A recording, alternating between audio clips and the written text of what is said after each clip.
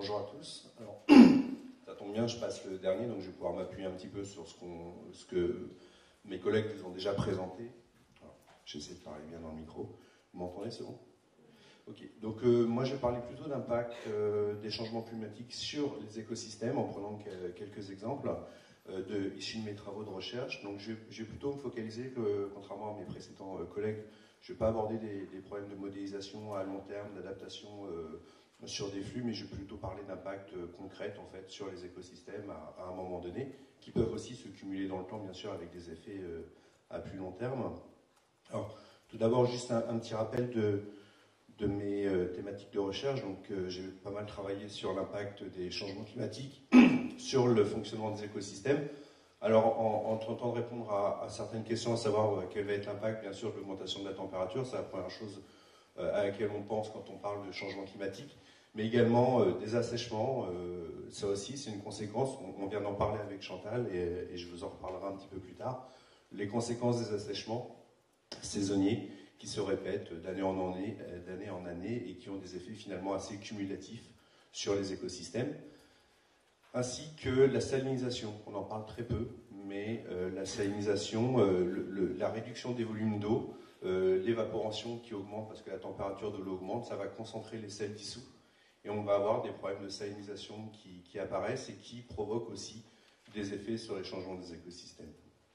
Alors, ces changements climatiques ont bien sûr des effets directs sur ces écosystèmes, mais ils vont également agir en interaction avec d'autres perturbations, d'autres changements globaux. Vous savez, c'est ces changements qui affectent les écosystèmes à l'échelle planétaire. Donc, d'autres changements globaux affectés, c'est par exemple les pratiques agricoles, l'impact des pratiques agricoles.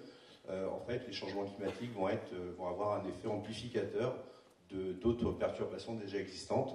Et là, dans les pratiques agricoles, il y a des phénomènes des questions assez intéressantes au niveau du rôle des interfaces, les interfaces entre le bassin versant et la rivière, mais également l'interface entre les eaux de surface et les eaux souterraines. Et là, il se passe un certain nombre de processus assez complexes et qui sont parfois positifs et parfois négatifs en ce qui concerne l'interaction climat-pratique agricole. Une autre interaction, alors je ne vais pas en parler aujourd'hui, juste pour petite indication, c'est l'effet sur les changements, les invasions biologiques. Donc Chantal en a parlé un petit peu tout à l'heure. Donc on sait que les changements climatiques vont favoriser en fait l'installation de certaines espèces invasives. Alors soit par une augmentation de la température, mais la plupart du temps par une dégradation en fait des conditions physico-chimiques, une altération de la qualité de l'eau qui va altérer les espèces locales au profit des espèces invasives qui sont en général plus tolérantes aux perturbations, aux stress environnementaux de manière générale. Donc l'altération de l'écosystème va favoriser l'installation de ces espèces. Alors j'ai décidé aujourd'hui de centrer sur un de ces exemples-là en prenant les assèchements, donc ça tombe bien, on ne s'est pas concerté avec Chantal, mais ça tombe très bien. Donc les assèchements, alors que j'ai pu étudier par le passé avec des collègues, alors pas en Bretagne, ce ne sera pas des exemples bretons, donc les implications sont un petit peu différentes de ce qu'a présenté Chantal. Je vais vous parler aussi de nutriments et d'impact, mais dans des contextes qui sont un petit peu plus impactés. Là, on est dans la région lyonnaise, donc on a des écarts de température, des choses un peu plus fortes qui changent assez fortement les conséquences possibles. L'exemple que j'ai choisi, c'est donc les assèchements des zones humides de l'Ain. Donc on est en amont de Lyon, on est au pied du Jura, ici sur la carte. Donc ce sont des zones humides qui sont périphériques, parafluviales de l'Ain et du Rhône. Donc ce sont des zones humides qui sont alimentées par des échanges, des écoulements hyporheiques interstitiels entre la rivière et ces milieux.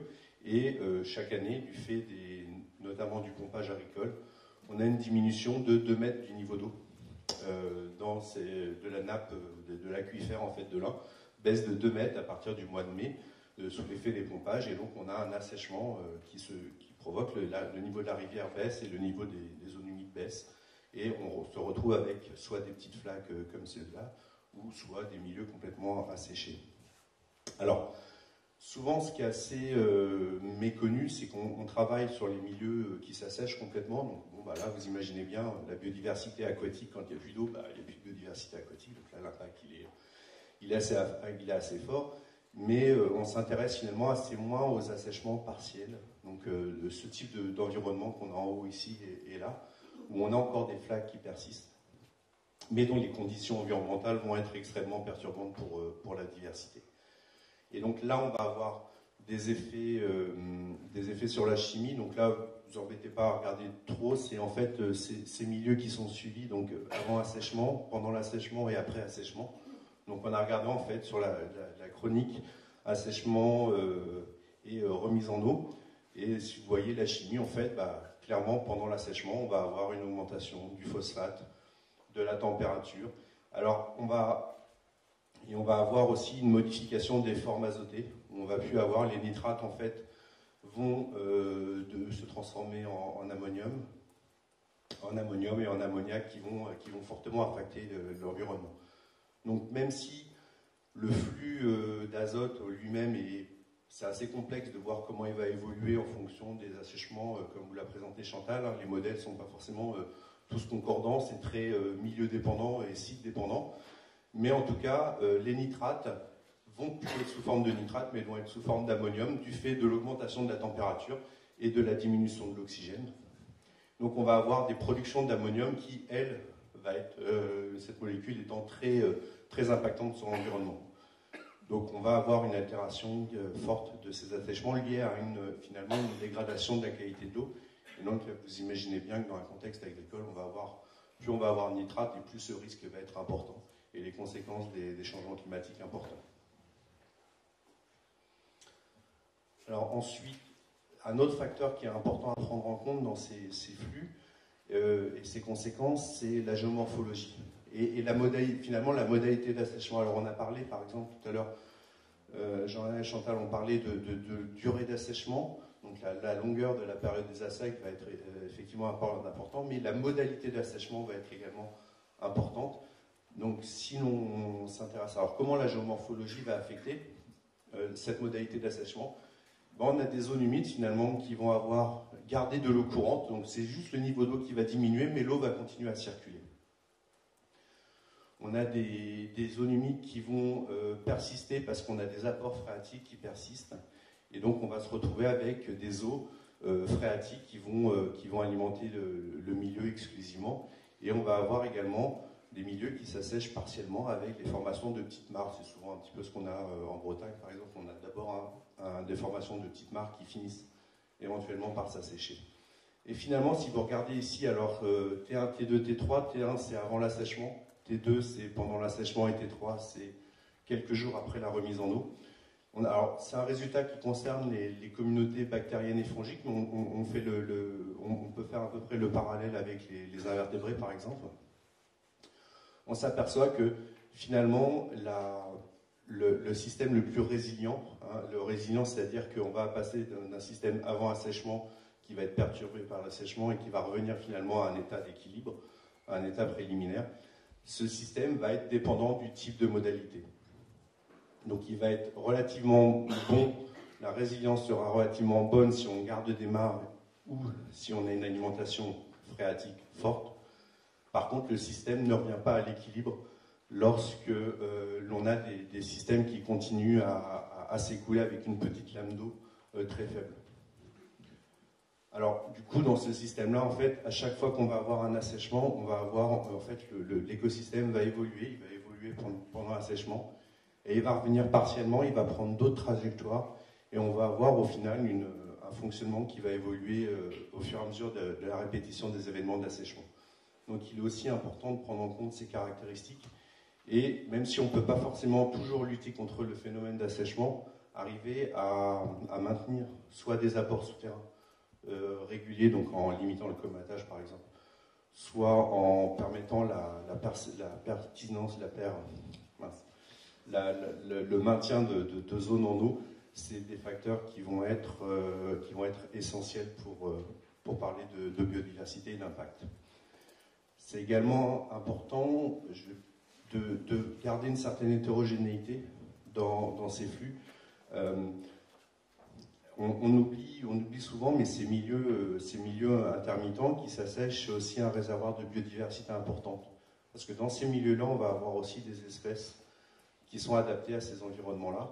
et qui ne peuvent pas vivre dans un milieu avec de l'eau permanent. Donc il faut, à l'échelle du territoire, l'idéal c'est aussi maintenir une certaine hétérogénéité, parce que l'hétérogénéité va permettre la préservation d'un maximum de biodiversité.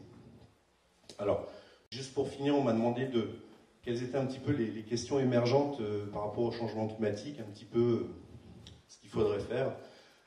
Et donc j'ai retenu un exemple, c'est un projet ambitieux international qui a été monté il y a 2 ans par des collègues de l'IRSTEA de Lyon, qui s'appelle Mille Intermittent Weather. L'idée, c'est de suivre à travers la planète en fait des milieux qui s'assèchent, et de travailler sur des protocoles communs en fait entre tous ces milieux pour essayer d'avoir une réponse cette fois-ci à l'échelle globale pour mieux comprendre ce phénomène. Donc un des premiers résultats de ce projet, c'est un article qui est paru l'année dernière sur le rôle de l'intermittence dans les flux, notamment de nutriments. Donc je rejoins un petit peu Chantal avec cette dernière diapo. Et voilà une carte, c'est une estimation en fait de la production de CO2 dans ces rivières qui sont suivies. Alors pour l'instant, on n'est pas arrivé à 1000 rivières intermittentes, on en a entre 250 et 300, ce qui est déjà pas mal, mais on progresse. Et vous voyez qu'elles sont réparties un petit peu sur toute la planète. Et ça, c'est les émissions de CO2 par de la matière organique.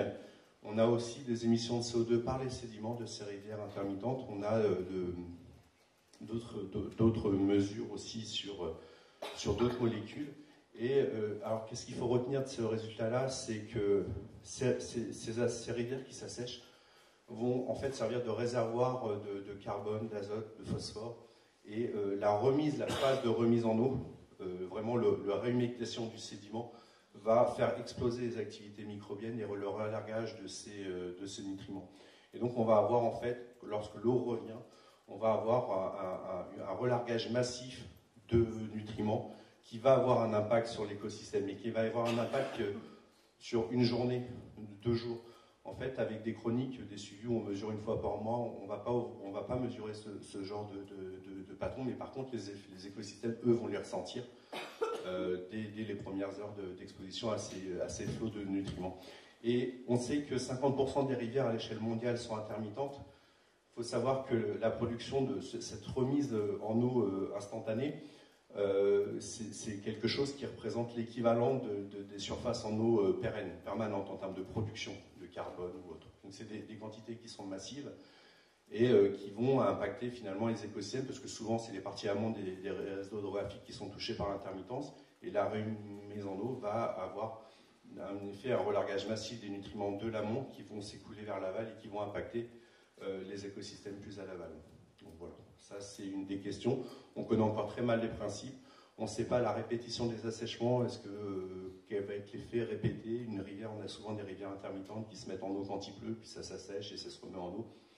Et donc on peut avoir potentiellement beaucoup d'événements de réhumectation et dont on ne connaît pas encore bien les principes. Et donc ça c'est une des questions aussi qu'on se pose sur les écosystèmes. Alors, au secours Chantal, protoxyde d'azote, je ne sais pas. On sait qu'on a un relargage important de ces milieux pour plusieurs phénomènes. D'une part, il y a quand l'eau s'assèche, donc tous les nutriments qui sont contenus dans l'eau vont venir se déposer sur le sol. Donc on a des sédiments qui sont très fortement enrichis en matière organique. Et encore, ça va dépendre aussi de l'occupation du sol. Donc là aussi, on a un lien avec les pratiques agricoles, hein, la qualité et la quantité de nutriments fixés dans ces sédiments. On a un deuxième phénomène, c'est aussi lorsque les rivières s'assèchent, on commence à avoir une poussée de plantes, de végétation spontanée, de végétation terrestre, hygrophile ou pas, qui va coloniser ces lits de rivières. Et lorsque l'eau revient, en fait, on a ce qu'on appelle le leaching. Donc on a en fait un lessivage massif des feuilles qui vont relarguer tout un tas de molécules organiques, pas seulement des nutriments, mais ça va être beaucoup aussi des molécules type phénol ou autres qui peuvent aussi avoir des effets importants. Alors maintenant, le protoxyde d'azote, alors là, je ne voudrais pas m'avancer. Je ne serais pas sur l'azote, il faudrait que je regarde les choses, mais je m'avancerai sur carbone finalement. Les zones humides sont des grands réservoirs de carbone. Toute la stratégie d'atténuation climatique vise à mettre à stocker le carbone dans les sols par des pratiques agricoles adaptées, mais il ne faut pas fragiliser les zones qui sont des grands réservoirs, et les zones humides le sont. Hein. Donc voilà, moi En fait, c'est des réservoirs, mais de remettre en eau après un assèchement, en fait, on vide le réservoir. C'est comme si on faisait un trou dans le réservoir. Donc en fait, tout repart dans l'environnement. Donc les conséquences peuvent être importantes. Minéralisation, donc dit émission de carbone et d'azote.